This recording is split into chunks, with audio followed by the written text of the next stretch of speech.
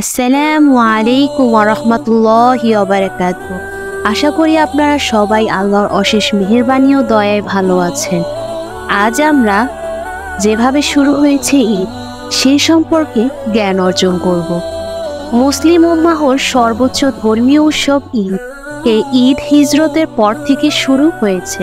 জাহিলি যুগের মানুষেরা 2 দিন আনন্দ উৎসব করত, খেলাধুলায় মেতে উঠত। তাদের আনন্দ উৎসবের এই দিনকে ঘিরেই রাসূলুল্লাহ সাল্লাল্লাহু আলাইহি ওয়াসাল্লাম মুমিন মুসলমানের আনন্দের জন্য 2 ঈদের ঘোষণা দেন।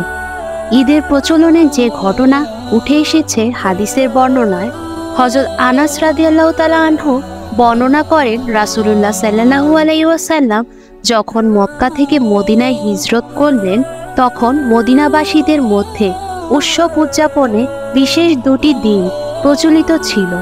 সেই 2 দিনে তারা খেলাধুলায় মেতে উঠত। রাসূলুল্লাহ সাল্লাল্লাহু আলাইহি ওয়াসাল্লাম জিজ্ঞাসা করলেন, আনন্দ উৎসবের এই 2টি দিনের তাৎপর্য কি? মদিনাবাসীরা জানালেন, হে আল্লাহর রাসূল সাল্লাল্লাহু আলাইহি ওয়াসাল্লাম, আমরা জাহিলি অন্ধকার যুগ থেকে এই 2 দিন খেলাধুলা উৎসব করে আসছি।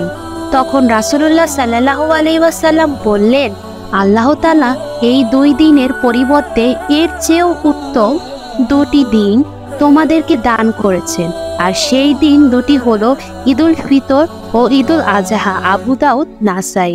তখন থেকেই প্রতি বছর মুমিন মুসলমান আরবি শাওয়াল মাসের 1 তারিখ পবিত্র ঈদুল ফিতর এবং জিলহজ মাসের 10 তারিখ ঈদুল আজহা ঈদ উদযাপন করে আসছেন। আল্লাহ তাআলা মুসলিম উম্মাহকে ঈদুল ফিতর ও ঈদুল আজহা পালন করার তৌফিক দান করুন। ইসলামের রীতিনীতি চালু রাখার মাধ্যমে প্রিয় নবীর ঘোষণার উপর যথাযথ আমল করার তৌফিক দান করুন, আমিন। আর এই ছিল আমাদের আজকের ভিডিওটি। আমাদের ভিডিওটি যদি আপনাদের ভালো লেগে থাকে, লাইক, শেয়ার এবং সাবস্ক্রাইব করে সাথে থাকবেন।